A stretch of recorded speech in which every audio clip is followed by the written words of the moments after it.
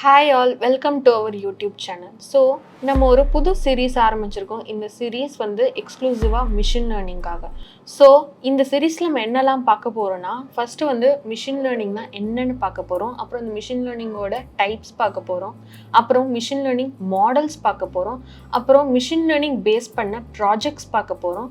அப்புறம் அதோட interview questions பார்க்க போகிறோம். இன்றைக்கி நம்ம என்ன பார்க்க போகிறோம் அப்படின்னா, மிஷின் லேர்னிங்னா என்ன, அப்புறம் மிஷின் லேர்னிங்கோட டைப்ஸ் பார்க்க போகிறோம். வாங்க வீடியோக்குள்ளே போகலாம்.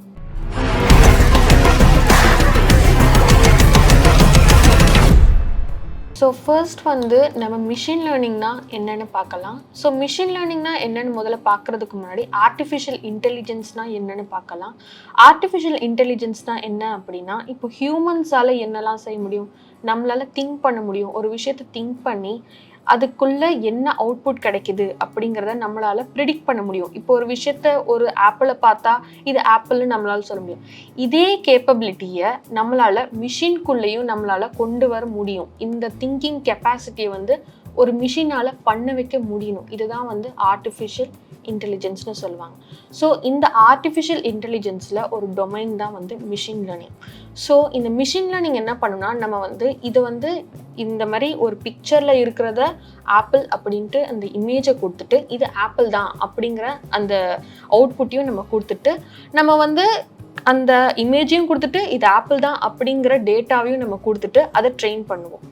இது ஆப்பிள் தான் அப்படிங்கிற அதுவே வந்து அதுக்குள்ளே இருக்கிற பேட்டர்ன்ஸை ஒன்று ஒன்றா பார்த்து ஆமாம் அப்போ இந்த இமேஜ் இப்படி இருந்துச்சுன்னா இது ஆப்பிள் தான் அப்படிங்கிறத நம்ம மிஷின் ப்ரிடிக்ட் பண்ணும்.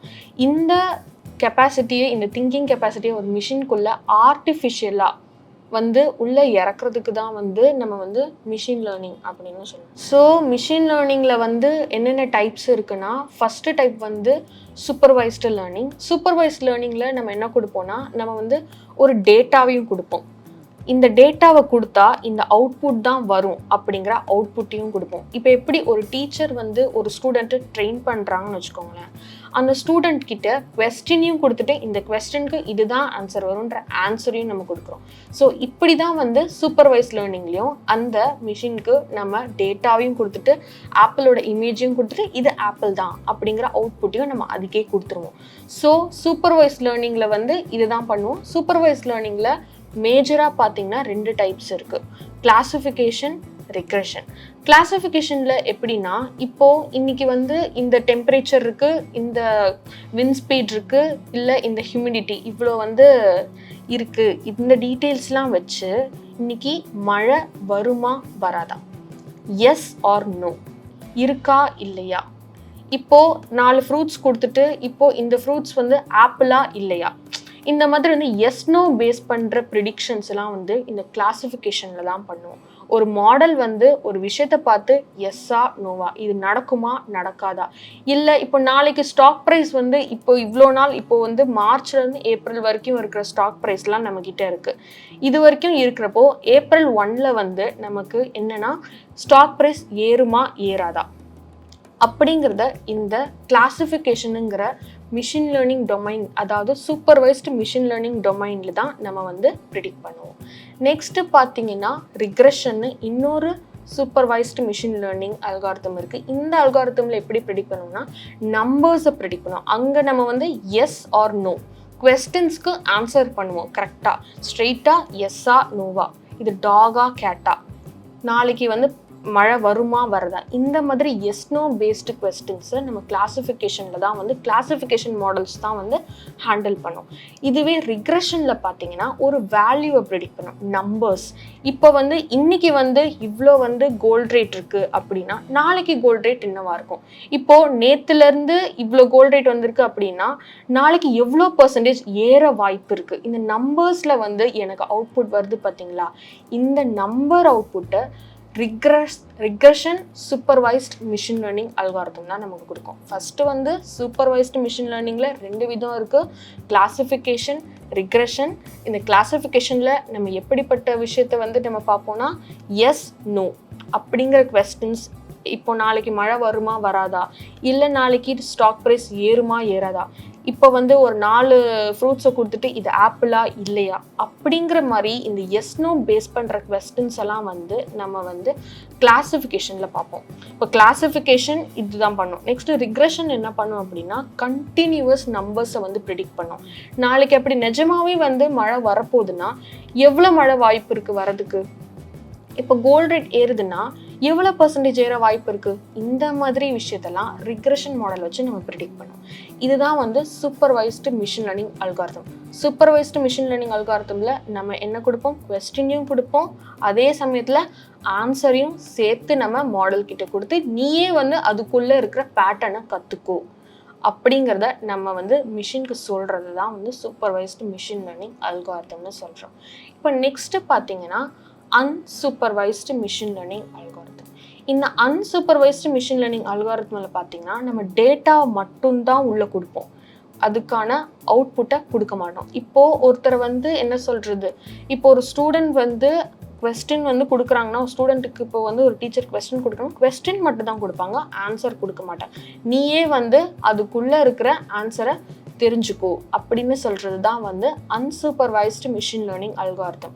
இப்போ இந்த அன்சூப்பர்வைஸ்டு மிஷின் லேர்னிங் அல்காரிதமில் இப்போ எப்படின்னா நான் வந்து ஒரு 10 விதமான ஃப்ரூட்ஸோட இமேஜஸை நான் உள்ளே கொடுக்குறேன். ஆனால் அது என்ன ஃப்ரூட்ஸுங்கிறத நான் சொல்ல மாட்டேன் மாடல் கிட்ட. நீயே வந்து இப்போ இந்த 4 இமேஜும் பார்க்க ஒரே மாதிரி ரெட் கலரில் ரவுண்ட் கலரில் இருக்குன்னா இந்த ரெட் கலர் ரவுண்டாக இருக்கிறதெல்லாம் ஒரு தனியாக ஒரு கேட்டகரி குரூப்பாக பிரிச்சிரும். நெக்ஸ்ட்டு இப்போ ஆரஞ்சும் ஒரு இமேஜஸ் நான் கொடுத்தேன், ஆரஞ்சோட இமேஜஸும் கொடுத்தேன், ஆரஞ்சு கலரில் உருண்டையாக இருக்கா, அப்போ இதெல்லாம் ஒரே மாதிரி இருக்கா, அப்போ இதெல்லாம் ஒரு குரூப் ஆஃப் இது ஒரு குரூப்பாக தான் இருக்கும் அப்படின்ட்டு அதுவே வந்து அதுக்குள்ளே இருக்கிற பேட்டர்ன்ஸை வந்து கண்டுபிடிச்சி தனித்தனியாக குரூப்பாக பிரிச்சிரும்.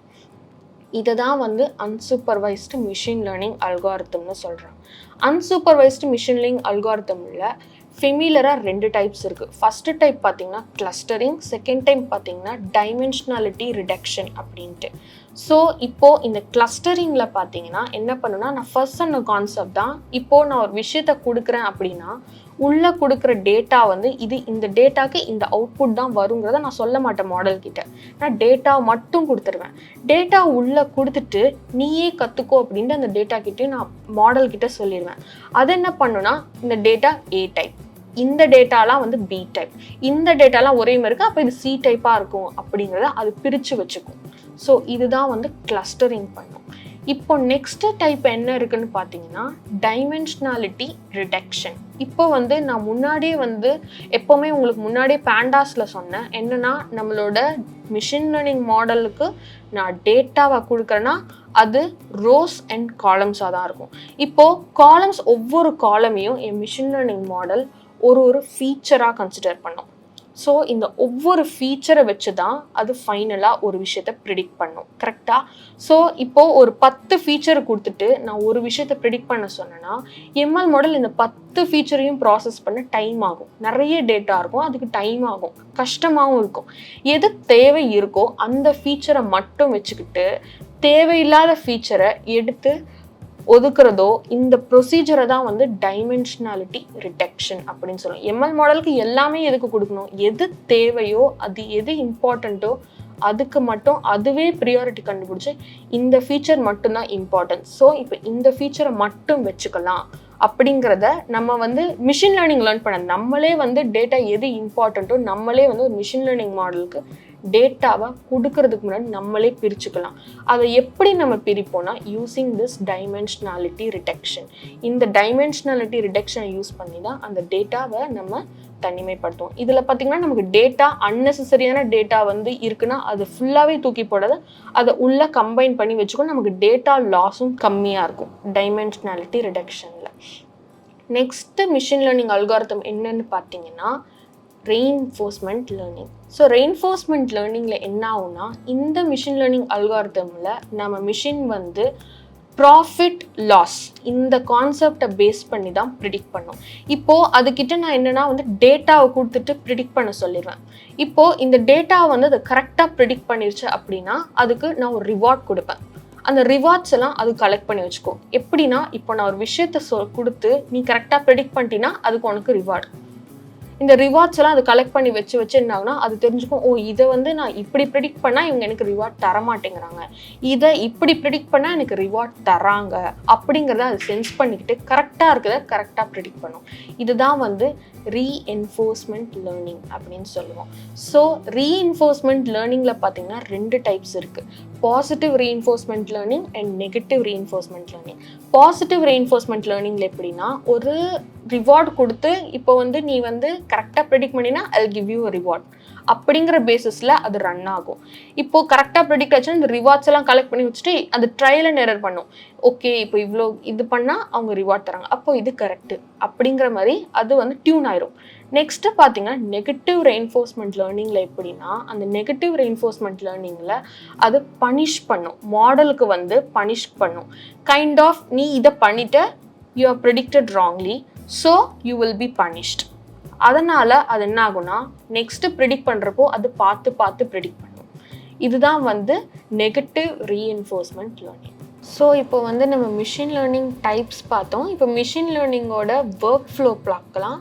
ஸோ இந்த ஒர்க் ஃப்ளோவில் பார்த்தீங்கன்னா ஃபஸ்ட்டு ஸ்டெப் வந்து நம்ம டேட்டாவை கேதர் பண்ணுறது. நம்ம என்ன டேட்டாவை யூஸ் பண்ண போகிறோமோ அந்த டேட்டாவை முதல்ல கேதர் பண்ணுறது. So first step is gathering data. So next step பார்த்தீங்கன்னா டேட்டா ப்ரீ ப்ராசஸிங். நம்ம கேதர் பண்ண டேட்டா வந்து க்ளீன்டாக இருக்காது. ஸோ அந்த டேட்டாவை க்ளீன் பண்ணி ப்ராசஸ் பண்ணி நம்ம ஒரு ஃபார்மேட்டில் வச்சுருப்போம். நெக்ஸ்ட் ஸ்டெப்பில் பார்த்தீங்கன்னா டேட்டாவை இப்போ நம்ம க்ளீன் பண்ணியாச்சு. இப்போது நம்ம டேட்டாவை பொறுத்து, நம்மளோட சினாரியோ பொறுத்து, நம்ம ப்ராப்ளமை பொறுத்து ஒரு மாடலை சூஸ் பண்ணுவோம். இப்போ நான் இப்போ வந்து என்ன சொல்கிறது, எஸ் நோ பேஸ் பண்ணுற ஒரு அவுட்புட் எனக்கு வேணும், இல்லை வந்து நம்பர் பொறுத்து எனக்கு ஒரு அவுட்புட் வேணும். இந்த சினாரியோ பேஸ் பண்ணி இப்போ எஸ் நோ பேஸ் பண்ணி எனக்கு வந்து அவுட்புட் வேணும் அப்படின்னா நான் கிளாசிஃபிகேஷன் சூப்பர்வைஸ்டு மிஷின் லேர்னிங் அல்காரிதம்ஸை யூஸ் பண்ணுவேன். இல்லை எனக்கு நம்பர்ஸ் தான் வேணும், நாளைக்கு மழை வந்தால் எவ்வளோ பர்சன்டேஜ், இன்னையை விட நாளைக்கு பர்சன்டேஜ் ஜாஸ்தியாக வருமா இல்லை கம்மியாக வருமா, அந்த நம்பர் எனக்கு வேணும் அப்படின்னா நான் வந்து ரிக்ரெஷன் சூப்பர்வைஸ்டு மிஷின் லேர்னிங் அல்காரிதமை நான் யூஸ் பண்ணுவேன். ஸோ இந்த மாதிரி ப்ராப்ளம்ஸை பேஸ் பண்ணி நான் வந்து ஒரு மாடலை சூஸ் பண்ணுவேன். சூஸிங் தி மாடல். ஸோ இப்போ நான் மாடலை சூஸ் பண்ணிட்டேன்.